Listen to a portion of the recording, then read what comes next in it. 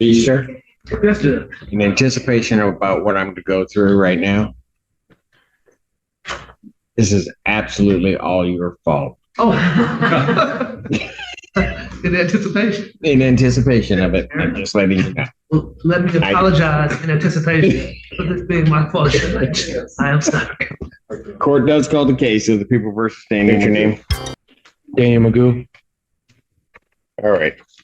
What are we doing on this today?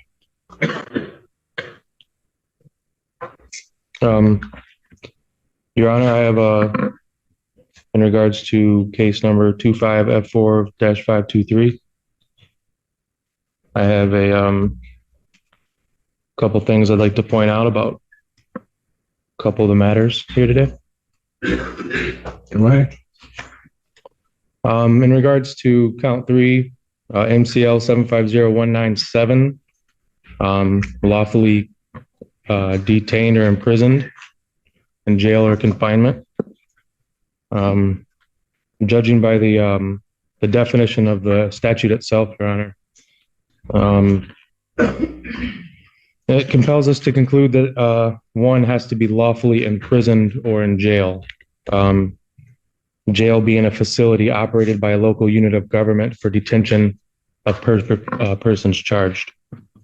At this location, defendant was located in a hospital and not a confinement by government agency or jail. So I'm requesting that that charge is invalid on its face. That would be addressed at a preliminary examination, sir, as to the sufficiency of the charge. So if you're making a motion that I dismiss it at this point, that motion's denied. Okay.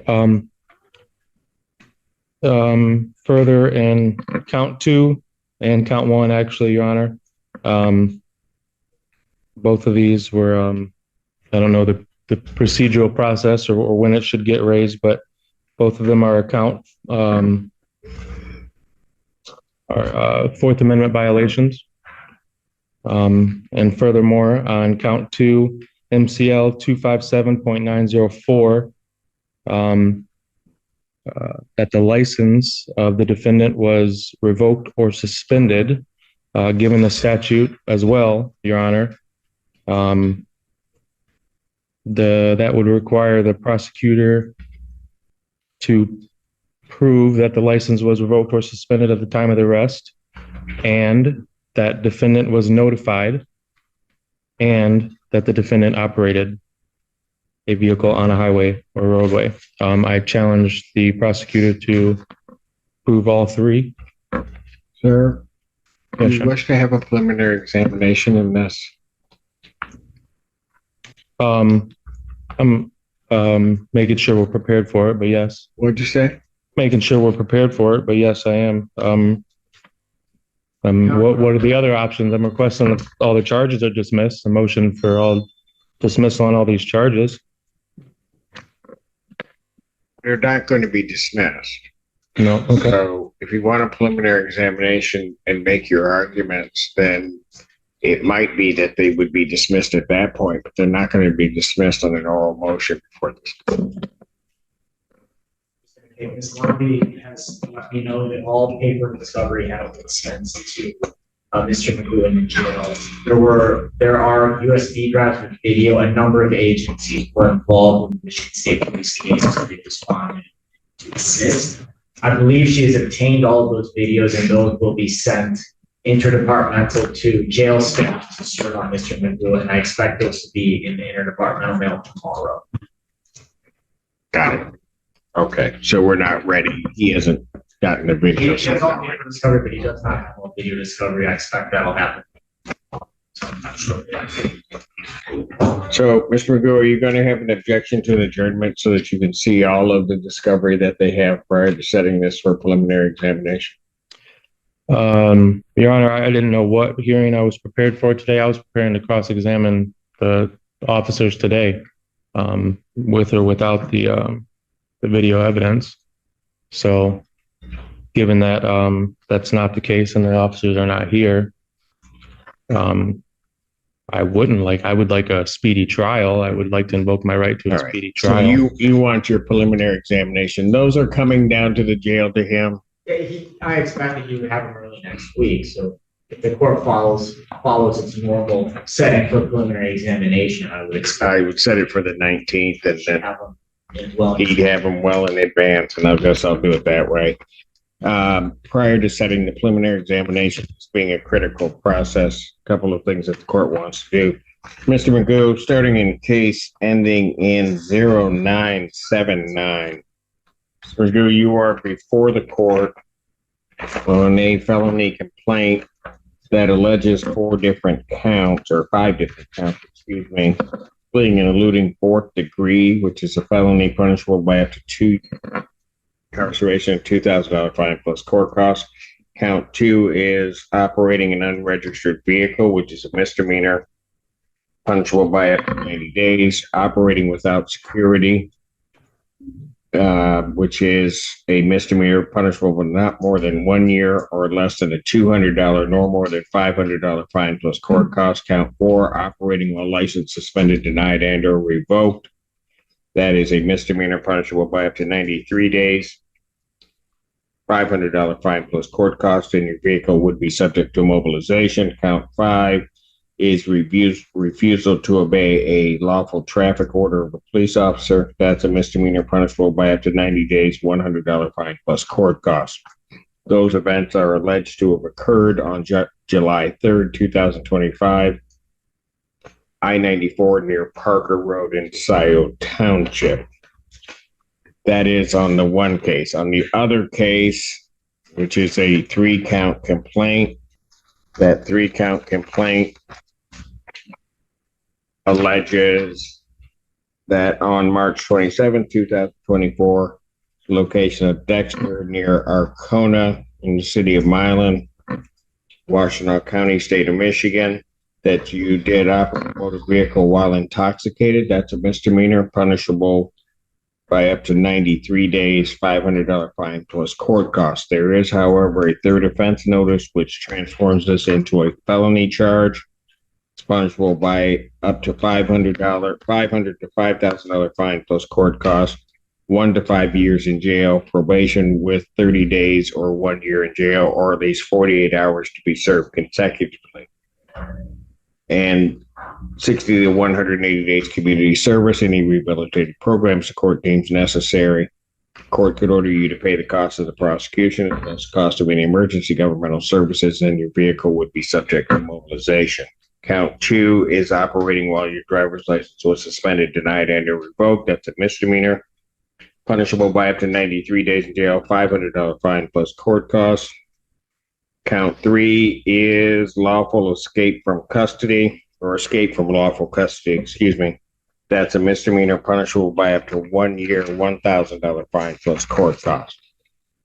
Mr. Magoo, I would just ask, do you still wish on representing yourself, sir? Your Honor, I do. I will. I have requested assistance, given that I am incarcerated and I have no way to. Do you wish to be represented by an attorney, sir? I would like legal assistance. What do you mean by that? Would you like to be represented by? I've called the Mr. prosecutor. Magoo, we go through this every time. So here's what I'm going to do. I'm going to advise you that there are great perils in representing oneself. I've told you about that before on numerous occasions. That I would treat you the same as I would treat anybody else. You would have to know the Michigan court rules. You'd have to know courtroom procedure, and that you would be treated the same, not any more favorably, not any worse, as you would go through these proceedings. If you wish to represent yourself, you may proceed with the court's admonishment. I've advised you as to the penalty, the charges, the maximum penalties. I will now ask you the question, and I'm not going to just keep going around and around in circles when I ask you this question. Do you wish to be represented by counsel? If you wish to be represented by counsel, this court will ensure that counsel is appointed to represent you. If that is a yes or no. I would like legal assistance, yes, Your Honor. I'm going to take that as your request for counsel, is how I'm going to take that. And so these two cases now become public defender cases. Thank you, Judge. Torture Feaster, Assistant Public Defender on behalf of the defendant. I believe Your Honor has already agreed to set it for examination. He's asked for examination in the case, and so I will set these for preliminary examination. Okay. Well, Your Honor, I would ask, given that one of these cases, in regards to the March 27, 2024 case, there is an undue delay. It's been over, I think, 390 some days since the warrant was requested, and this triggers due process violations under U.S. versus Levasco, People versus Bassard, People versus Rosengreen, and procedural unfairness, Sixth Amendment violations. And I do request that the prosecutor provide provide information in regards to the three-pronged test under People versus Hernandez. One of them, first test being the explanation for the undue delay for 390 some days. The second part of that test being to prove that the delay was not deliberate. And then the third part of the delay or the prong test is to make sure that there was no undue burden on or prejudice on the defendant. And in that regards, Your Honor, I also am requesting that I do have due process 14th Amendment rights as well as 8th Amendment rights. And a lot of these are facially invalid. A lot of these charges are facially invalid. And I'm just requesting that the court grant a personal reconnaissance on my behalf.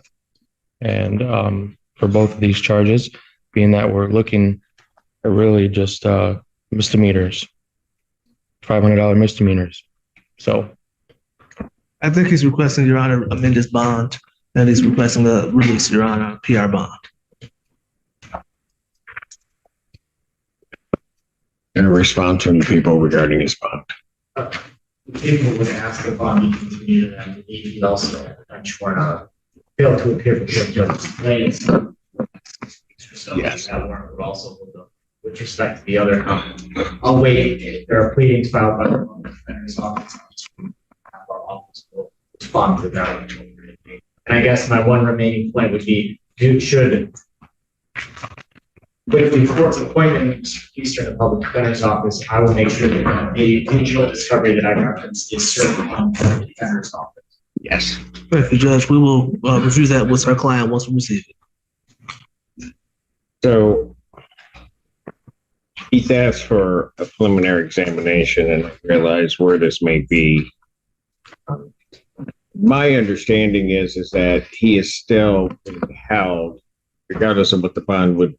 In this case, he's being held without bond in Judge Slay's case. That's my understanding. That his bond has been denied. So that's what I would Mr. Choda said. In any event, but also given the fact that one of the charges is the escape from lawful custody, that in and of itself, in this court's mind, makes the defendant a danger for a risk of flight.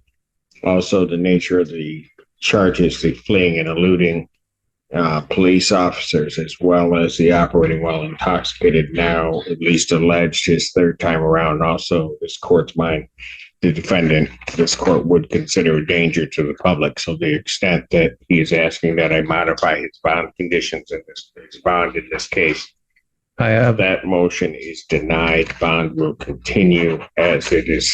Your Honor, I have a 14th Amendment due process to the presumption of innocence. And I understand the presumption of innocence. and a lot of these are facially invalid, Your Honor. A lot of these charges, especially lawful custody, escape from lawful custody, it's facially invalid. I was at a hospital, not a jail. If you were under the custody of the Washtenaw County Sheriff's I was Office, not. I understand. I was not. Or the custody of. I was dropped off at the hospital, and they later tacked on charges, you know just like the fleeing and eluding charge. Not meet that out, and that if that's true, and the people can't sustain that element, then the charge will be dismissed. But I'm not dismissing it upon your representation today. Thank you very much, Judge. Preliminary examination in this matter will be set August 19th, 2025, 12 noon. That is before me on that date for both of these cases. I will apprise the parties also that one of the, I will call it one of the activities, and I think it is a maneuver to have the court do something that it normally would not do. The defendant has elected, and I will disclose it, to file a civil claim as against me and a slew of other parties. Oh, yeah, in that regard, Your Honor, Many of those, do not interrupt me. Including many that I don't even know the connection. Court has, this judge, upon receiving this, two things. I read through the complaint to determine whether or not it would on its face create a conflict with court. I consider it, quite frankly, to be frivolous. The complaint itself, do not see that as a necessity for me to recuse myself from this gentleman's proceedings, because I think that's precisely what he wants to have happen, and that is attempting to manipulate the system. He will be dealt with by me as I deal with any other defendant, and so that is there. It has been turned over to the Office of General Counsel for Washtenaw County. They will deal with, for me, and as well as the others that I see that are listed there, they will deal with that. They have also filed, it appears, and again, this is all part of his, what I will call shenanigans to shape this. He has filed against people, individuals without specific reference in the Washtenaw County Prosecutor's Office. I don't, as I view what I read, would not consider that any jeopardy upon their objectivity in handling this case. So, I'm aware of such note or such filings were being received by our office maybe yesterday. At this point, we continue to proceed with this case until I do otherwise from the elected prosecutor. can I speak on that note, Your Honor? I will let you talk, but I'm not going to let you go on in some diatribe. I've got other things to do. I've stood on my rights and I've stood on my beliefs this whole entire time, especially in the previous case, Your Honor. That complaint is well pleaded. It does affect multiple parties of this jurisdiction. Washtenaw County is a named party, and I do believe that my impartiality and bias will be affected here, as it was in the past before this complaint. And I do request a change of venue on that note for both these matters. If you wish to raise change of venue, you may file that in writing, but to the extent you are raising no motion for change of venue, denied. Thank you very much, Judge. Bond will continue. Thank you. Somebody be able to continue. Appreciate it. What an extraordinary hearing we just witnessed. Let's break this down step by step. Daniel McCoo came into this courtroom swinging, challenging statutes, calling charges invalid, and even invoking constitutional protections like the 4th, 6th, and 14th Amendments. His central defense? That many of these charges, especially those related to escape from lawful custody, don't hold up because he wasn't in a government-operated jail at the time. Instead, he argues, he was in a hospital, something he claims completely undermines the prosecution's position. Now, here's the legal reality. In Michigan, statutes such as MCL 750-197 define escape from lawful custody broadly. That means if law enforcement maintains control over a person, even outside of a jail, the charge can still apply. The judge knew this, which is why those oral motions to dismiss were quickly denied. The key phrase is lawful custody, not necessarily a physical cell. So while Daniel's point might sound convincing on the surface, The law leaves enough wiggle room for the prosecution to proceed. But that wasn't his only move.